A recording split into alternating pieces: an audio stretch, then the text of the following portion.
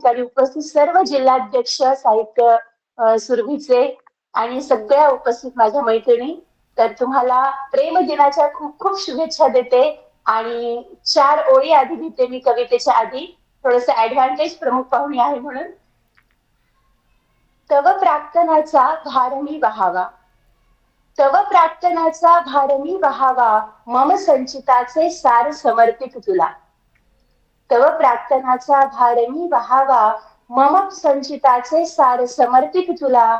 आणि काय देऊ उरले न काही, आणि काय देऊ उरले न काही, आत्मार्पणाचा पुरावा तुझ्या, आत्मार्पणाचा पुरावा तुझ्या. तर आजच्या प्रेम दिनाच्या खूप खूप शुभेच्छा सर्वांना. आणि संधी आहे तर का नको घेऊ, तर एक प्रेम कविताच या ठिकाणी सादर करते. कवितेचं शीर्षक आहे, तू नेमका आहेस तरी कोण.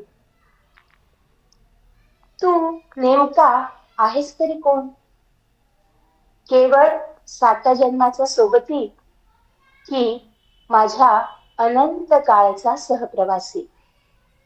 तू नेमका आहेस तरी कोण, केवळ 7 जन्माचा सोबती, की माझ्या अनंत काळचा सहप्रवासी. लौकिकातले शाश्वत मैत्र, लौकिकातले शाश्वत मैत्र, की एकच आहे आपले चिरंतन गोत्र.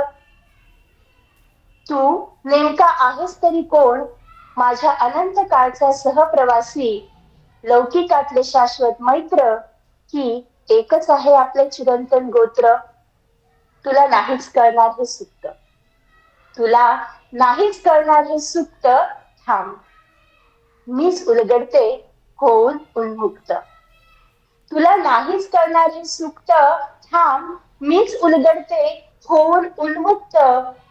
तू माझ्या नयनातली अखेरची ओली आस, तू माझ्या नयनातली अखेरची ओली आस, तू माझ्या मनातली अखेरची जिवंत आरास.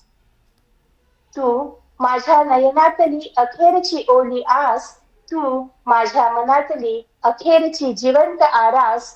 तू माझ्या आयुष्यातले अखेरचे हिरवे पान, तू माझ्या आयुष्यातले अखेरचे हिरवे पान.